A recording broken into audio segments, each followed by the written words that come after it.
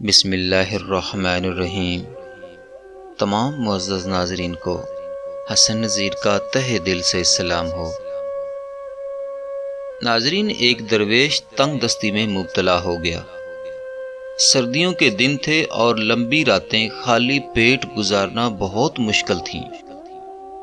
جب بھوک نے ستایا اور کچھ کھانے کو نہ ملا تو آخر اس نے اپنے ایک دوست کے گھر سے کمبل چرا لیا اور اسے فروخت کر کے اپنی ضرورت پوری کر لی۔ اس کا دوست چور کے بارے نہیں جانتا تھا کہ کون ہوگا۔ اس نے اپنی چوری کی عرضی قاضی کو لکھوا دی۔ چور سامنے آ گیا۔ اس کا یہ گناہ ظاہر ہو گیا۔ اسے گرفتار کر لیا گیا اور قاضی نے مقدمے کی کارروائی مکمل کرنے کے بعد اسلامی شریعت کے مطابق اس کا ہاتھ کاٹ ڈالنے کی سزا سنا دی۔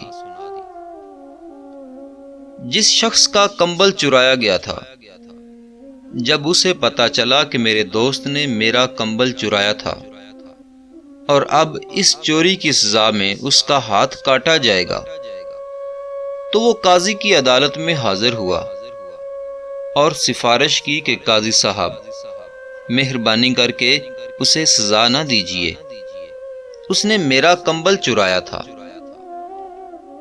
میں اسے معاف کرتا ہوں۔ قاضی نے جواب دیا، تیرے معاف کر دینے سے بھی یہ شخص سزا سے نہیں بچ سکے گا، کیونکہ چور کو سزا دینا اسلامی شریعت کا تقاضا ہے۔ اس شخص نے کہا کہ یہ ٹھیک ہے کہ اسلامی شریعت میں چوری کی سزا ہاتھ کاٹنا ہے، لیکن اگر چوری کیا جانے والا مال سانجا ہو تو پھر یہ سزا نہیں دی جا سکتی۔ اور ساتھ ہی کہا کہ ہم جیسے درویشوں کا مال سانجا ہوتا ہے، ہم اپنی کسی چیز کو بھی اپنی ملکیت نہیں سمجھتے۔ قاضی نے اس بات سے اتفاق کیا اور چور کو معاف کر دیا، لیکن جب اس چور کو ملامت کی کہ تو نے چوری بھی کی تو اپنے ایسے شریف دوست کے گھر، جس نے تجھے سزا سے بچانے کے لیے کیا کیا حربہ استعمال کیا، تو اس چور نے فوراً جواب دیا، قاضی صاحب، آپ نے بزرگوں کا یہ قول تو سنا ہوگا کہ دوست کا گھر صاف کر دو، لیکن دشمن کا دروازہ اس خیال سے نہ کھٹکاؤ کہ وہ تمہاری مدد کرے گا۔ ناظرین، اس حکایت میں حضرت سعدی رحمۃ اللہ علیہ ایسے نتیجے کی طرف لے گئے ہیں جو بظاہر اسلامی فلسفہ حیات سے ٹکراتا ہے۔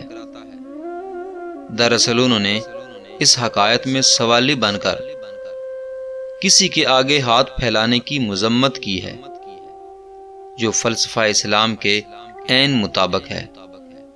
حقیقت میں شریف لوگوں کے نزدیک بھکاری بن کر ہاتھ پھیلانا چوری کے گناہ سے بھی برا ہے۔